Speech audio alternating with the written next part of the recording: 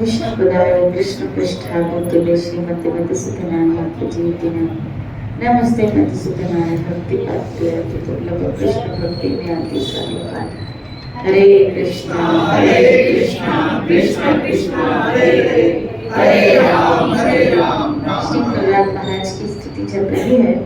प्रहलाद महाराज जो भगवान के सामने एक भयंकर रूप को, नृसिंह रूप को देख रहा है, लेकिन भयभीत नहीं है और भय उसको इस चीज का लग रहा है कि मुझे इस संसार चक्र में आने से डर लग रहा है। तो भाई ऐसा इस संसार में क्या है जो व्यक्ति को डर लगे? ऐसा है संसार में क्या है जो व्यक्ति को डर लगे? कौन सी ऐसी भयंकर बात है जिसकी वजह से प्रत्येक मनुष्य यहाँ डरा हुआ है? श्री राधे बोली। डर कई प्रकार के, भय कई प्रकार के होते हैं, कई प्रकार के। जब हम छोटे थे तो हमने देखा कि हम एक कॉकरोच से भी डर जाते। कई लोग तो छिपकली से डरते, कई लोग चूहे से डरते हैं।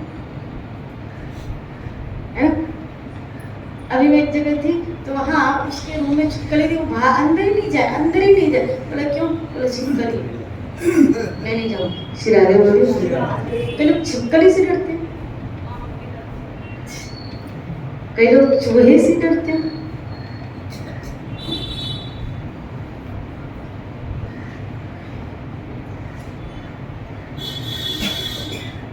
कई लोग किस थोड़े बड़े हुए तो कई लोग भूत से डरते हैं। कई लोग अंधेरी जगह में जाने से डरते हैं। जहाँ अंधेरा देखते हैं वो क्या हो जाते हैं? डर जाते हैं। कई लोग तो अकेले रहने से डरते हैं, अकेले कहीं जाने से डरते हैं। कई तरह के डर हैं, लेकिन ये सारे डर को अगर जोड़ दिया जाए तो व्यक्ति अंततः एक मौत के डर में सारे डर समाप्त होते हैं। अगर किसी कीड़े से हम डर रहे हैं तो कहीं हम बीमार न हो जाए, कहीं हम बीमार हो गए तो कहीं हम मर न जाए। श्री राधे बोली। अंततः सारे डर अगर कहीं स्टॉप हो रहे, खत्म हो रहे, तो किस में हो रहे? एक मौत के डर, एक मौत के डर में खत्म हो रहे। तो फिर ऐसा क्या किया जाए कि मनुष्य उस मौत के भय से मुक्त हो जाए? यहाँ प्रहलाद जो कह रहा है मुझे इस संसार के चक्र में आने से डर लग रहा है, तो इस संसार में बताया जा रहा है कि ऐसी क्या मुख्य चीजें कि व्यक्ति को डरावनी लगे, भयावह लगे। यहाँ तो बहुत सारी खूबसूरत चीजें भी तो हैं, तो व्यक्ति को भय फिर किस बात का? कई लोग मनाली जाते हैं, कई लोग स्विट्जरलैंड जाते हैं, कई लोग बहुत सुंदर सुंदर जगहों में, बोला क्या तो इस सृष्टि में बहुत सुंदर भी तो है, फिर उसको डर किस चीज का लगता है? क्या ऐसी चीज इस भौतिक जगत में, इस संसार में ऐसी क्या चीज है कि व्यक्ति को डरा दे? भले कितनी ही सुंदरता क्यों ना हो इस सृष्टि में, लेकिन अंततः उन सबसे हमको दूर तो होना ही पड़ेगा। आप स्विट्जरलैंड जा रहे हैं फॉर एग्जाम्पल, मान लीजिए हम स्विट्जरलैंड जा रहे हैं, लेकिन पता चले कि वहां युद्ध छिड़ गया है, बम उस जगह पे रखे हुए हैं, तो आप अपनी बनी टिकट भी क्या करवा दोगे? कैंसिल। क्यों कैंसिल करवाई? इतनी सुंदर जगह में जा रहे थे, फिर भी आप अपनी बनी टिकट क्यों कैंसिल करवा दी? पता चला वहां मरने का डर है, तो हमने अपनी बनी टिकट भी क्या करवा दी? कैंसिल करवा दी।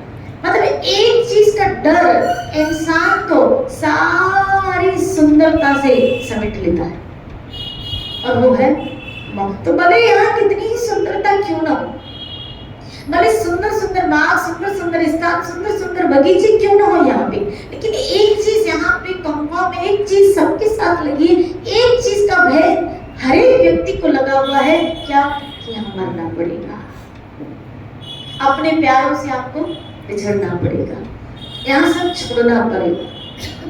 इसीलिए यहाँ प्रहलाद कहते हैं, और जो प्रहलाद ने आगे कहा क्या कि खाली भय नहीं, संसार के चक्र में पिसने से मुझे भय लग रहा है, मैं अपने कर्म पास से बंद कर इन भयंकर जंतुओं के बीच में डाल दिया गया हूं। मैं यहाँ आया हूँ इन सबों के बीच में, चाहे वो रिश्तों के रूप में हो, लेकिन वो रिश्ते भी बने कब, जब मेरे उनके साथ कर्म बने, आप हमारे उनके साथ कर्म बने तभी वो रिश्तों के रूप में सामने आए। जिस रिश्ते के साथ आपका जितना हिसाब किताब है वो रिश्ता उसी वक्त तक टिका रहता है, और जिस समय आपका हिसाब किताब क्लियर हो जाता है वो रिश्ता विलग हो जाता है, या तो वो रिश्ता मृत्यु के रूप में, या तो वो रिश्ता अपने आप में विभिन्न अलग हो जाएगा। श्री राधे बोलिए, अपने आप अलग हो जाएगा, और कहाँ चला जाएगा आपको पता भी नहीं चलेगा, किधर चला जाएगा पता नहीं। कभी कभी तो ऐसे लोग जो हमारे जीवन में आए जो कहते थे कि हम आपके बिना जी नहीं सकते थे, या हम कहते थे उनको, लेकिन पता नहीं वो कहाँ चले गए, किधर चले गए। आज उन रिश्तों का हमारे सामने नामो निशान भी नहीं है, तो न जाने किस जहां पे शिरारे बोले कहाँ चले गए जिन्होंने हमको कहा था कि हम तुम्हारा साथ नहीं छोड़ेंगे, कहाँ चले गए वो रिश्ते जिन्होंने कहा था जन्म जन्म का साथ है। अरे इसी जन्म में जो ने निभाया तो वो जन्म जन्म का साथ बनकर जब इसी जन्म में पूरा नहीं निभा पाए। शिरारे बोले हर रिश्ता यहाँ पे मजबूर है, यहाँ रिश्तों के साथ एक कंडीशन जुड़ी है मजबूरियों की, हर रिश्ता मजबूर है। आप कहोगे बेटा मेरे पास रहे, लेकिन उसको मजबूरी है कि उसको बहू के पास जाना है। हर रिश्ता यहाँ मजबूर है। आप समझो बेटी मेरे साथ रहे, लेकिन उसको अपने बच्चों को भी देखना है, उसको जाना पड़ेगा, उसको ससुराल को देखना है, जाना पड़ेगा उसको, मजबूरी जुड़ी है। चाहकर भी वो मजबूरियां उन रिश्तों को हमारे पास रहने नहीं देती, अंततः वो मजबूरी मौत का रूप लेती है। चाहकर भी वो व्यक्ति मेरे साथ रह नहीं पाएगा, मौत उसको मुझसे अलग करके लेके जाएगी, मृत्यु उसको मुझसे अलग करके लेके जाएगी। शिराले बोलिए इस संसार में ये भय है। तो कर्म से सब जुड़ा, और वो कर्म जब तक है तब तक रिश्ता है। इसीलिए प्रहलाद कह रहा है कि मुझे ऐसी जगह पे वापस नहीं आना है, या ऐसी जगह में मुझे पिछले से डर लग रहा है। क्यों? क्योंकि यहाँ बिछड़ना है, क्योंकि मिलते हैं दिल यहाँ मिल के बिछड़े, और जब मिलते हैं तो मोह पड़ता है। कभी कभी किसी ने मुझसे प्रश्न पूछा था कि फिर भगवान ने ये मोह क्यों बनाया? बनाता ही नहीं था। अगर बनाता नहीं था तो फिर तुम उस रिश्ते का हिसाब किताब कैसे क्लियर करते? आज मोह है तभी उस रिश्ते से जुड़े पड़े। शिरादे बोले मोह है तभी उस रिश्ते, क्योंकि तुम्हें उसके साथ अपना हिसाब किताब क्लियर करना है। शिरादे बोले कभी कभी कई बच्चे कहते हैं ना हम छोड़ के चले आए, तुम्हारा वहाँ हिसाब किताब होगा ना तो चाह कर आओगे या फिर वापस उसी जगह जाओगे, उसी जगह जाओगे, क्योंकि तुम्हारा बंधन से व्यक्ति मुक्त कब होता है? बंधन से मुक्त या हर एक व्यक्ति कर्म की रस्सी से बंधा हुआ है, फिर उसका नाम आ गया रिश्ता, लेकिन है कर्म की रस्सी। अगर ज्ञान की भाषा में, इसीलिए तो कृष्ण ने कहा ज्ञान की तलवार से वैराग्य के द्वारा इस मोह के बंधन को काटो। जिस रस्सी से हम जुड़े हुए, ज्ञान की तलवार लो, विरक्ति के द्वारा उसको काटो, यानी विवेक के द्वारा। जब विवेक के द्वारा हर रिश्ते की पहचान होती, क्या हुआ चित्रकेतु को? पहचान ही तो हुई चित्रकेतु रो रहा था ना अपने पुत्र के लिए, स्नेह पाश में बंद के कि मेरा पुत्र मुझे छोड़ के चला गया, मैं नहीं जी पाऊंगा, मैं कैसे जीऊंगा। वो रो रहा था। लेकिन जब संतों का संग मिला,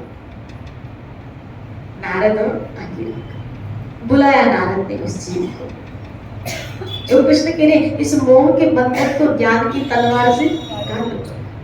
जब नारद मुनि उस जीवात्मा को बुलाते हैं, अरे जीवात्मा ये तुम्हारे पिता, कौन पिता, कैसा पिता, किस जन्म का पिता, कई जन्म में मैं इसका बाप बना, कई जन्म में मैं इसका बाप बना। जब क्लियरिफिकेशन हुआ ज्ञान के द्वारा, चित्रकेतु ने उस मोह के बंधन को काट दिया। नहीं तो व्यक्ति जब मोह का बंधन नहीं करता, उस व्यक्ति के जाने के बाद भी रोता रहता है, उस व्यक्ति के जाने के बाद भी उसका जीवन नहीं कटता, उस व्यक्ति के जाने के बाद भी, या यूं कहिए उसके स्वयं की भी अधोगति हो जाती है। आप देखो इसी भागवत में एक राजा कौन थे, यदु थे, जिसका एक अप्सरा में मोह था। यदु थे शिराने बोले, हाँ? कौन थे?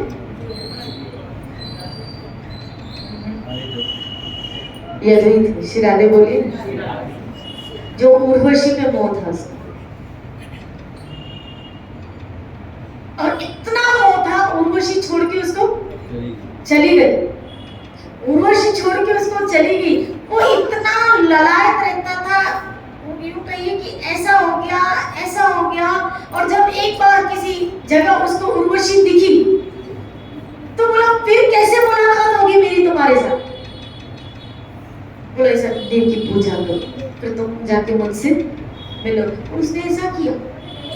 नहीं काट पाता व्यक्ति मोह के बंधन को जब तक आपको किसी संत का संग नहीं होगा, किसी ऐसे महापुरुष जो भगवत प्रेम में अनुरक्त है, जो भगवत प्रेम में अनुरक्त है, वही आपको विरक्त कर सकता है। श्री राधे बोले, नहीं तो इस मोह को निकालना बड़ा दुष्कर है, बड़ा दुष्कर है। वो उस लोक में जाना पसंद करेगा, अपनी प्रियतमा के साथ रहूंगा स्वर्ग में, मैं उसी के साथ रहूंगा।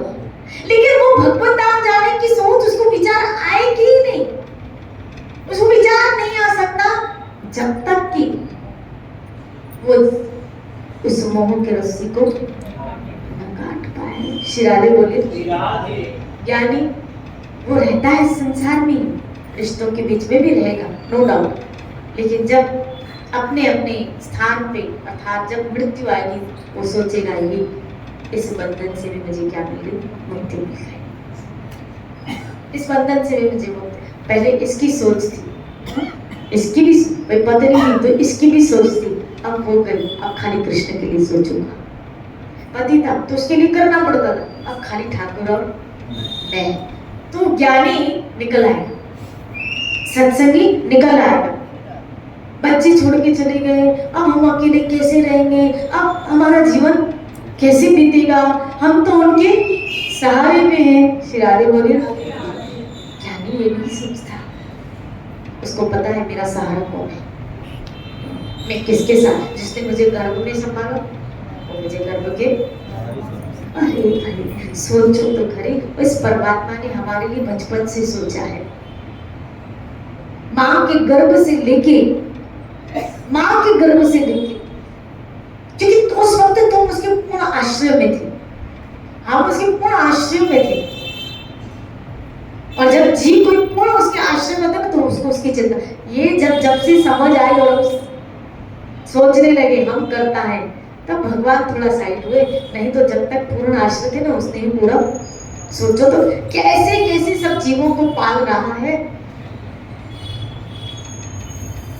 कैसे कैसे पाल रहा है, कितने जीव जंतु हैं इस जगत में। मुझे बताओ, जो जंगल में रहते हैं पशु, जो पक्षी इतने उड़ रहे हैं, कौन खाना दे रहा है? खाली आपके दाने से चलते हैं लोग। श्री राधे बोले, जो जंगल में, आप जंगल जाते हो उसको खिलाने के लिए,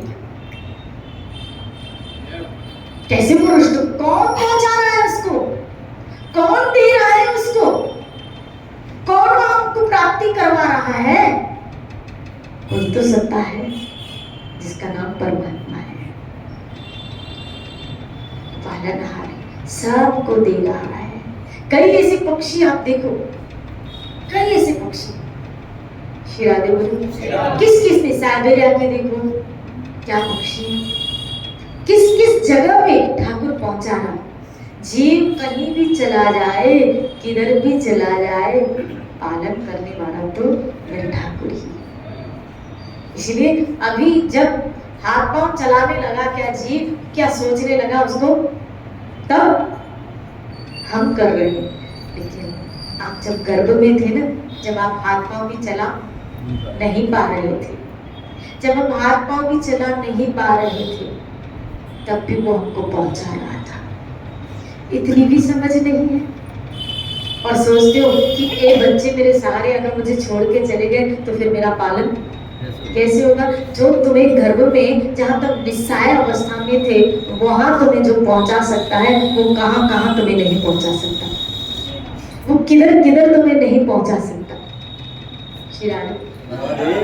और जब ये ज्ञान आ जाता है तब पूर्ण जीव उसका सहारा ले लेता है, और उसका जो सहारा ले लेता है उसी को संन्यास कहते हैं।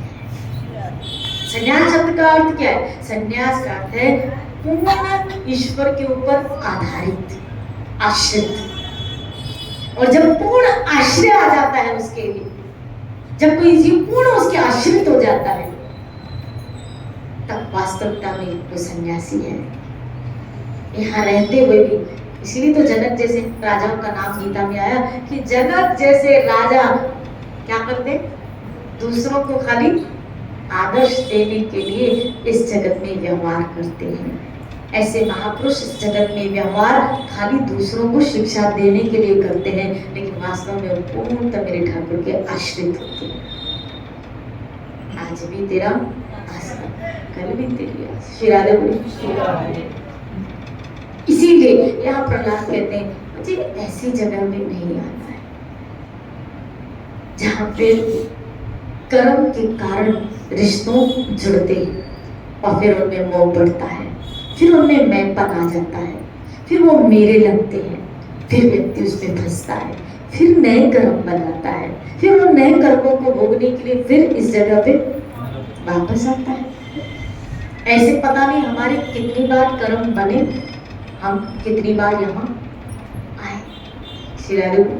से नए कर्म बनते रहते और जीव तब तक आता रहता है। ये स्टॉप कब होगा, कब होगा, कब होगा? शिरारे में कृष्ण ने कहा मोक्षास्मि मां सूचा, मैं करूंगा मुक्त, लेकिन आप एकम, जब आपका पूर्ण आश्रय हो जाए, जब तक आप अपने आप को परमात्मा के पूरे हवाले नहीं कर देते हो, आश्रित नहीं हो जाते। शिरारी बोली। और जब आश्रय आ जाता है तब समझ आ जाती है कि जो मुझे साधन मेरे ठाकुर ने दिए उसका अब उपयोग मुझे कैसे करना है, उसका मुझे यूज कैसे करना है, वो कर्तापन के भाव से बाहर आ जाता है।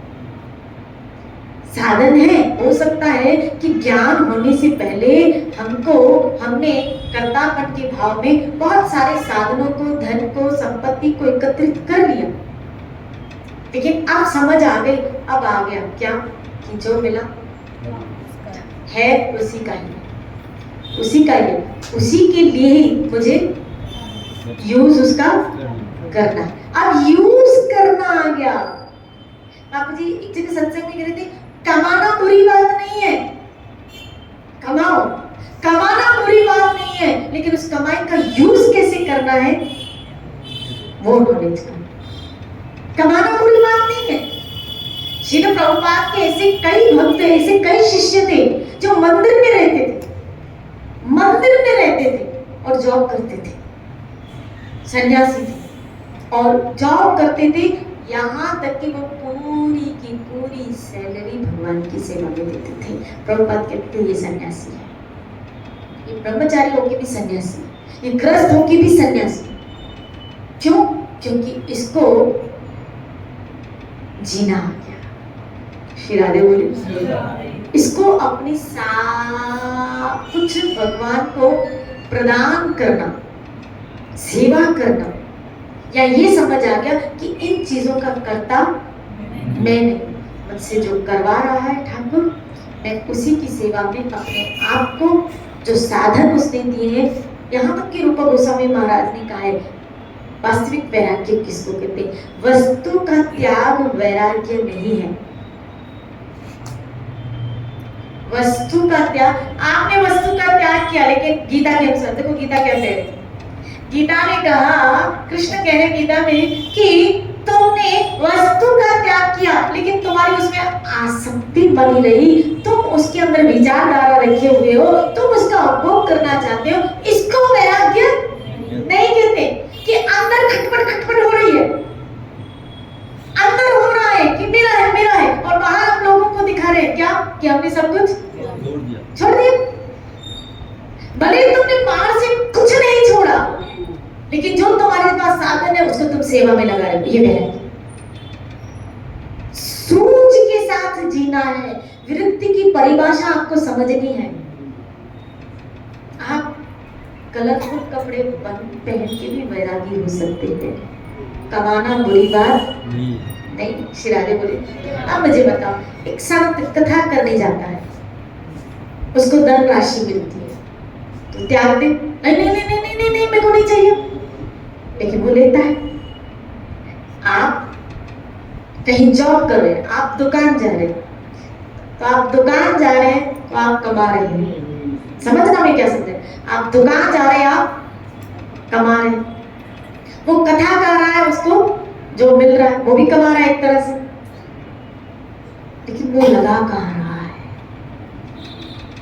इसको वैराग्य कहते हैं। श्री राधे बोले, अगर वो भगवान, मान लो कथा करके भी उसको जो मिला वो इंद्रिय भोग में गया तो गड़बड़ी हो गई। लेकिन अगर वो दुकान में जाके भी उसने जो कमाया और उसका कुछ हिस्सा भी उसने भगवान की सेवा में लगाया तो बिना पार गया। श्री राधे बोले, क्योंकि उसको विरक्ति की परिभाषा समझ में आ गई। कमाना बुरी बात नहीं। श्री राधे बोले, आज मैं सुबह बापू जी का लेक्चर सुन रही थी, तो बापू जी इसमें बता रहे थे, बोलते नहीं चाहिए, ये कहते हैं जो पैसा, अरे वो कहते माया है, माया नहीं, लक्ष्मी है। लक्ष्मी और माया में बड़ा अंतर, लक्ष्मी और माया में बड़ा अंतर है। माया जो भ्रमित करे, लक्ष्मी जो सेवा करे। क्योंकि लक्ष्मी क्या करती है? लक्ष्मी क्या करती है? किसकी सेवा करती है? ठाकुर की, ठाकुर की। अगर आपकी लक्ष्मी ठाकुर की सेवा कर रही है,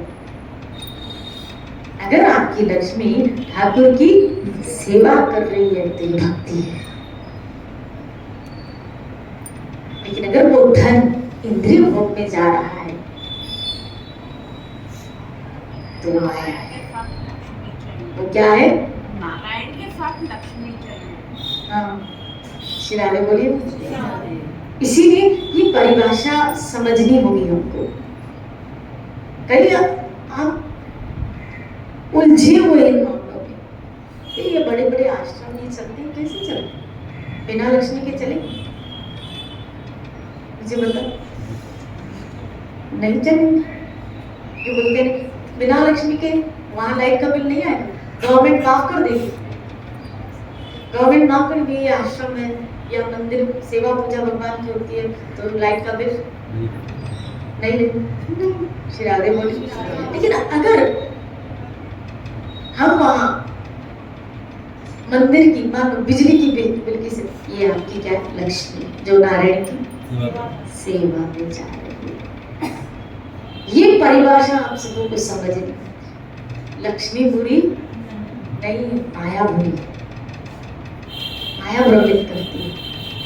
माया ईश्वर को, जीवित को परमात्मा से दूर करती है। लक्ष्मी तो खुद ही चरण नहीं छोड़ती है ठाकुर के, खुद ही चरण नहीं छोड़ती है ठाकुर के। श्री राधे बोली। और जिन लोगों को ठाकुर की सेवा का भाव है वहां तो लक्ष्मी और आती है कि यहाँ मुझे मेरे पति की सेवा में लगना है। श्री राधे बोली। बोलो ना श्री राधे, बोलो ना श्री राधे। सोच सोच का फर्क है। जो वैराग्य रूप गोस्वामी ने हमको परिभाषा समझाई उसको समझना है। क्या माया है क्या नहीं उसको हमको समझना है, उसको हमको समझना है। श्री राधे बोलिए। किसको इंद्रिय भोग कहते हैं, किसको भगवत सेवा कहते हैं, वो समझना है हमको। यहां तक कि चलो और छोड़ो, गोपियों की तरफ हम, यहां तक कि गोपियों ने तो अपनी इंद्रियों को सजाना भी भगवान की सेवा में लगाया है। श्री राधे बोले। धन तो लगा लेकिन तन भी लगा। ये इंद्रियां भी भगवान की क्या कर रही है, सेवा। ये शरीर भी, ये तन भी भगवान की क्या कर रहे, सेवा कर रहे। बड़ी बात है। इसका मतलब है मुख्यतः ओवरऑल अगर खोजा जाए तो एक ही चीज सामने आ रही है, क्या, हर तरह से हमको भगवान की सेवा करनी है। और हर तरह से अगर भगवान की सेवा का भाव आपके अंदर आ गया, इसी को ही सच्ची विरक्ति कहते हैं, इसी को संन्यास कहते हैं। गोपियों को सबसे बड़ी संन्यास नहीं कहा गया, हालांकि गृहस्थ में, हालांकि बाल बच्चों वाली है, लेकिन एक सन्यासी कौन, महाप्रभु चैतन्य, जिन्होंने गोपियों की महिमा का गान किया। बड़े बड़े सन्यासी गोपियों की प्रेम को, महिमा का गान करते हैं। जिन्होंने घर परिवार संबंध समाज सबको छोड़ दिया, वो गृहस्थ में जो गोपियां हैं, बाल बच्चे वाली जो गोपियां, उसकी गुण गाते हैं। ऐसा क्यों, ऐसा क्यों? क्योंकि गोपियों ने ये तन भी भगवान की सेवा में दे दिया। श्री राधे बोले। जो व्यक्ति अपना तन, अपना मन, अपना धन, अपना सब कुछ ईश्वर सेवा में समर्पण कर दे, उसको सन्यासी कहा गया। श्री राधे बोले। एक्चुअल सन्यास की परिभाषा ये है कि जहाँ मनसा वाचा कर्मण, मनसा वाचा कर्मण, आपके भावनाओं में ईश्वर के अतिरिक्त और किसी के प्रति भाव न जागृत हो, उन सबको सन्यासी कहा गया। उन सबको सन्यासी कहा गया। श्री राधे बोले। उन सबको सन्यासी कहा गया। इसीलिए यहाँ से कट के, मोह को कट के, जैसे सुबह चर्चा चल रही थी श्लोक पे कि कुंती ने, भागवत की प्रथम स्कंद में आया है, कुंती ने भगवान से प्रार्थना की, श्री कृष्ण से प्रार्थना कि हे प्रभु, मेरी बुद्धि, ध्यान देना, मेरी बुद्धि जो स्वजनों में फंस गई है, मुझ पे ऐसी कृपा करो जो मेरी ममता इन स्वजनों में चली गई है, मेरी बुद्धि आप पे लग जाए और निरंतर मेरी प्रेम की धारा आप में बहती रहे। अब कुंती ने बुद्धि ही क्यों बोला कि मेरी बुद्धि आप में लग जाए? सोचना, मैं कल आपसे पूछूंगी। बुद्धि लग जाएगी तो सारी इंद्रियां स्वयं लग जाएंगी, तो वैसे ही सोच ही सारी बुद्धि से आती बहुत अच्छा। श्री राधे बोली। बहुत अच्छा। है। शरीर से करते हैं सब, बुद्धि से तो सारी बुद्धि का काम विचार है, विचार ना बुद्धि का काम है। जैसे हर इंद्रिय का कोई काम है ना, तो इसे बुद्धि का काम क्या है?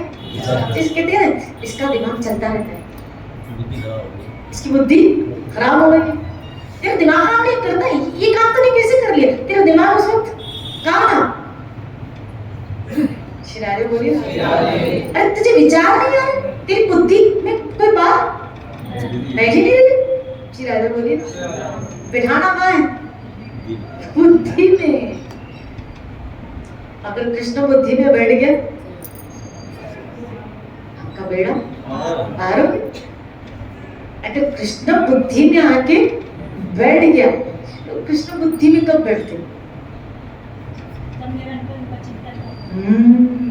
तेषां सततयुक्तानां भजतां प्रीतिपूर्वकं ददामि बुद्धियोगं तं येन मां उपयान्ति। कृष्ण बुद्धि में कब बैठते? कृष्ण ने गीता में कहा क्या 10वें अध्याय, तेषां सततयुक्तानां, अगर कोई सतत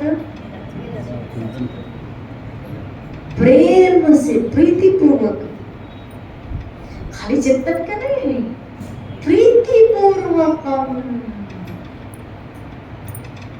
भजन करना है आपको, प्रीतिपूर्वक।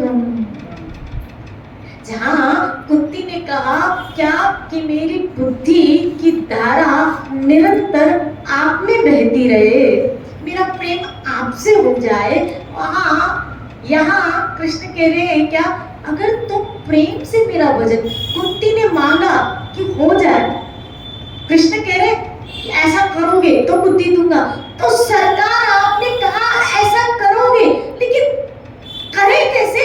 कुंती ने तो कहा ऐसी हो जाए, प्रार्थना की है, लेकिन यहाँ कृष्ण कह रहे कि प्रेम से भजन करोगे तो ऐसी बुद्धि दूंगा। इसका मतलब है इस बीच में कोई एक ऐसा व्यक्ति है जो हमसे ये करवाएगा, वो सदगुरु है, वो गुरुजन है। श्री राधे कि कृष्ण ने तो कहा करो, मुझसे प्रेम करो, कृष्ण ने कहा मुझे बुद्धि दो, हाँ सरकार दो, कैसे दे? आपको दे तो कैसे दे? इसका मतलब है इस बीच जीव और परमात्मा के बीच एक व्यक्ति है सदगुरु, जो ये काम ट्रांसफर का कर बनता है। जहां बुद्धि इधर लगी है उस बुद्धि को इधर करता है, जहां मन उधर लगा उस मन को इधर करता है, श्री कृष्ण की तरफ। ये रोल किसको? तभी तो गरुड़ को कहा, कालियों को कहा मैं बदल नहीं सकता, बदलने का काम मेरा नहीं प्रभु, मेरा काम विश्व बदलना है। ऐसा आपको तो फिर या तो फिर मेरी वृत्तियां बदल दो, मेरा काम बदल मैं नहीं कर सकता, मैं तो कर्म के अनुसार स्वभाव देता हूँ, बदलने का काम सदगुरु का है। जाओ भक्त के पास, गरुड़ के पास जाओ, बदलने का काम गुरु का है, संत का है, सत्संग।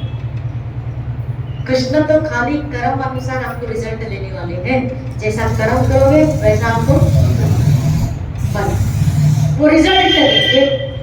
बदलने का काम उनका नहीं है, चेंज करने का काम उनका नहीं। हाँ ये कह सकते हो सदगुरु के रूप में वो स्वयं आके जीव का परिवर्तन करते, वो बात अलग है आचार्य के, लेकिन ये काम है गुरु का,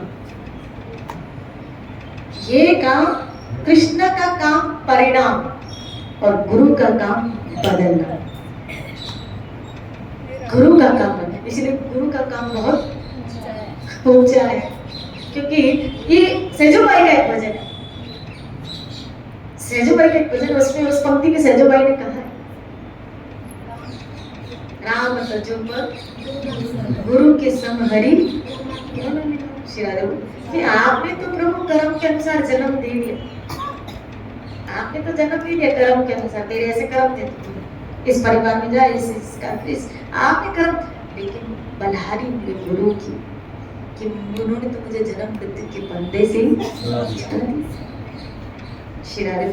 गुरु का काम बदलने का है, वो हमारी वृत्तियों को, हमारी सुख, आज हमारे पाँव कृष्ण की तरफ चल, किसने बदला? क्योंकि ये पाँव तो फैक्ट्री की तरह, दुकान की तरह, पता नहीं कहाँ किस रिश्ते, किस जगह पे, कहीं कहाँ घूमने, ये पैर आज मंदिर की तरफ जा रहे हैं,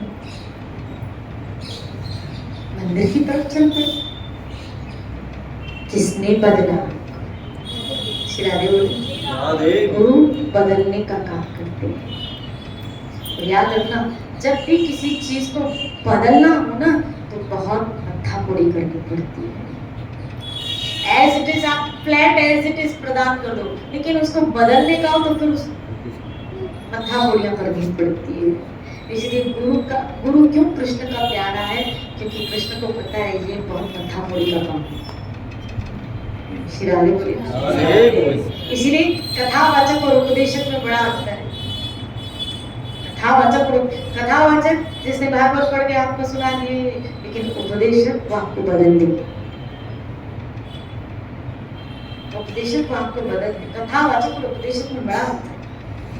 श्री राधे बोले। उपदेशक मनोवृत्ति बदलता है, वो हमारी मनोवृत्तियां बदलता है। श्री राधे बोले। बलहारी गुरु आपकी धरो धरो सोमा, मनुष्य को देवता की ना करत न लागे। अरे मैं तुझे कभी ने तो ये कहा मनुष्य को देवता की ना। आज की डेट में मनुष्य, गुरु ग्रंथ की भी मुझे एक वाणी याद आ रही है। गुरु ग्रंथ ने कहा करतूत मनुष्य के, करतूत पशु के, मान खुदा लोक विचारा करे देता। यानी मनुष्य आज पशुओं जैसी हरकतें काम कर रहा है। तो मुझे तो ऐसा लगता है आज की डेट में अगर कोई मनुष्य जैसा भी बन जाए तो भी बहुत बड़ी बात है। देवता तो बहुत दूर की बात है। उसको देखो, भगवान ने आपको क्या बनाया, मनुष्य बनाया, तो कम से कम वो ये तो उम्मीद रखेगा जैसा तुझे बनाया वैसा तो बन। तुझे मैंने मनुष्य बनाया, कम से कम मनुष्य जैसा बन के तो मेरे पास आओ। और संत के पास जाके खाली हमारे अंदर मनुष्यता भी आ गई तो भी बहुत बड़ी बात है। हम मनुष्य तो बने, इंसान तो बने। इसलिए कल इसी चर्चा को लेते हुए चलेंगे। खूब भजन करो, अपने जीवन को धन्य करो। जय जय श्री राम।